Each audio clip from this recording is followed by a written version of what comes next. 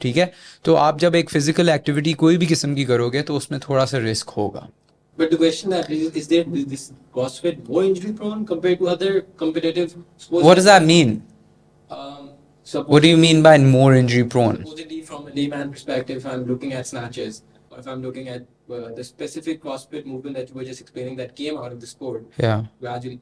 So in those certain movements, when a person looks at them, because there's a certain time cap, and then there's a record you have to set. So in the thick of the things, there's a word out there that in the thick of the things, people or athletes have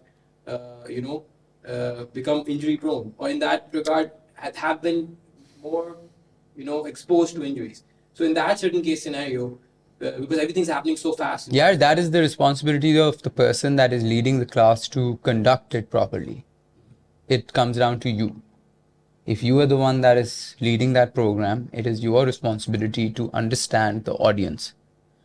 If you have a audience of 15 people, then it is your responsibility to understand who out of those 15 people need to be pushed, who need to be scaled back, and who need to be told to relax. Right?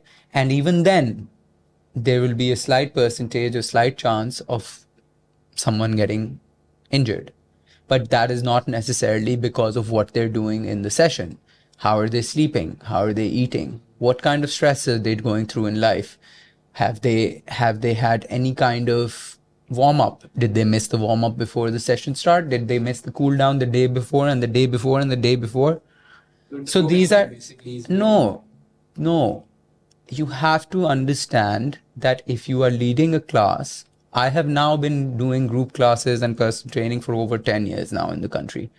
You have to understand that at the end of the day, the person that's coming to you is coming to you for 1 hour out of a 24-hour day. They are here for 1 hour.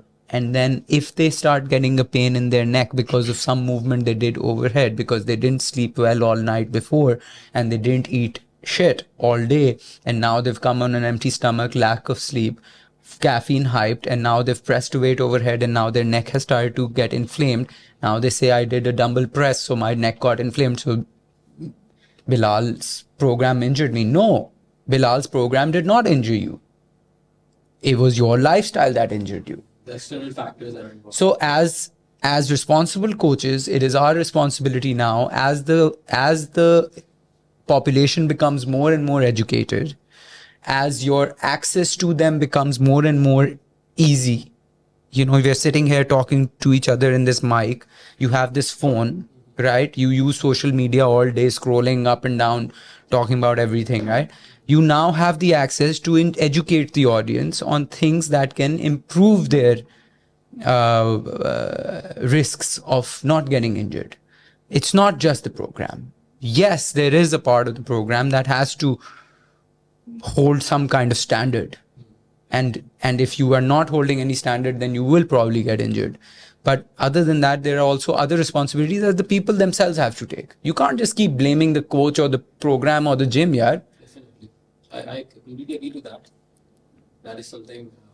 And at the end of the day, यार, like I said, भाई, अगर इतना ही आपको unsafe कुछ चीज लग रही है, अगर आप उस माइंडसेट के साथ उस चीज में घुस रहे हो, तो आप मत करो फिर.